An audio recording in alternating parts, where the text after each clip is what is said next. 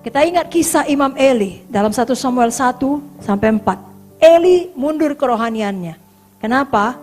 Pada waktu itu ada orang berdoa namanya Hana, berdoa dengan sungguh-sungguh, dikiranya mabuk. Biasanya kita suka menuduh orang yang kita sendiri selalu lakukan. Kalau kita curiga orang bohong sama kita, sebenarnya kitanya yang suka bohong. Karena kalau kita nggak pernah bohong, kita nggak curiga orang bohong, nggak sampai situ pikiran kita. Tapi sudah jelas pun Eli mundur kerohaniannya, nggak tahu dia mana orang penuh Roh Kudus, mana orang berdoa, ya dikiranya mabuk. Pada waktu itu Hana minta seorang anak daripada Tuhan, putra. Tapi apa kata Hana? Baik-baik dia jawab, bukan tuanku. Ada amin? Aku seorang perempuan yang sangat susah hati. Anggur minuman yang memabukkan tak ku minum. Aku mencurahkan isi hatiku di hadapan Tuhan. Janganlah anggap hamba-Mu ini seorang perempuan dursila. Sebab karena besarnya cemas sakit hati aku bicara demikian lama. Oh, datang Eli. Perhatikan baik-baik. Ini udah ngomong gak beres. Lalu kemudian ngomong nubuatan. Begini kata Eli. Pergilah dengan selamat. Dan Allah Israel akan memberikan kepadamu apa yang kau minta daripadanya. Saudara tahu setahun kemudian Samuel lahir. Tuhan menghormati jabatan Eli. Karena itu jangan perjanjian lama saudaraku. Bukan berarti dia menghormati Eli. Dan Hana pun melakukannya. Iman masuk ke dalam hati Hana. Dia dengar apa kata Eli. Samuel pun lahir. Jadi di sini kita melihat penting kali kita mempunyai sikap hati yang benar terhadap pemimpin kita. Amin. Sekarang kita bicara dengan Saul. Saul suatu hari diperintahkan untuk menghabisi semua musuh-musuhnya termasuk ternak-ternaknya. Tapi Saul tidak lakukan. Lalu kedengaran sama Samuel. Samuel tanya, suara apa ini Saul? Saul bela diri. Tidak langsung mengakui kesalahannya. Saudaraku, apa kata Samuel dalam 1 Samuel 15 ayat 26? Karena kau tidak patuh kepada Tuhan, Tuhan menolak engkau sebagai raja. Dan itu biasanya udah banyak bibit ketidakpatuhan. Saudaraku, tolong jangan sampai kita ditolak Tuhan sebagai hamba Tuhan. Patuh kita kepada pemimpin yang taruh Tuhan dalam hidup kita. Lalu Tuhan yang mengokohkan kita, meletakkan kaki kita di atas batu karang. Apapun dibuat orang, saudara tetap kokoh di atas. Amin. Yang terakhir, betul-betul terakhir, nomor 11. Sudahkah kita menguasai pikiran kita? Pikiran kita menghasilkan buah.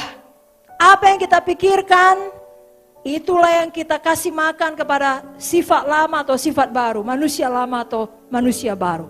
Apa yang kita pikirkan akan menjadi perbuatan, akan menjadi karakter, dan itu akan menjadi tujuan hidup kita. Saudaraku, jangan punya pikiran yang selalu patah semangat. Karena selalu berpikir apa yang dikatakan oleh setan, bukan apa kata firman. Tuhan selalu mengasihi saudara.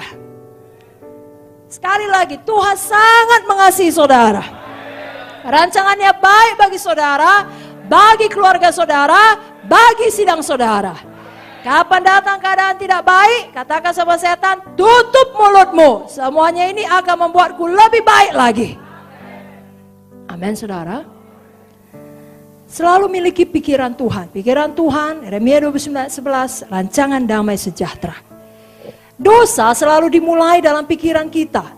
Dan bertumbuh kalau kita beri makan bila selalu kita renungkan. Makanya renungkan firman, bukan renungkan dosa.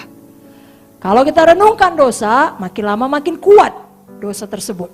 Roma 6 ayat 12-13 berkata, janganlah dosa berkuasa lagi dalam tubuhmu.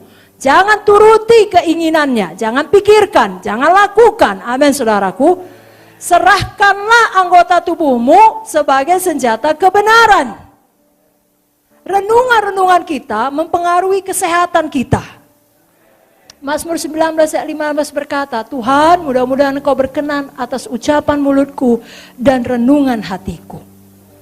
Kita tidak akan punya kemenangan sebelum kita mengendalikan pikiran kita. Kalau dulu Bapak selalu mengajari saudara, di manakah peperangan yang sebenarnya terjadi? Dalam pikiran kita. Menang dalam pikiran, menang semuanya. Sebabnya sekali lagi, perlu kali pikiran ini dikuasai oleh firman Tuhan. Saat ini pun, pada waktu dengarkan firman, pastikan memang firman yang saudara dengar. Karena Tuhan mengenali pikiran kita. Ya.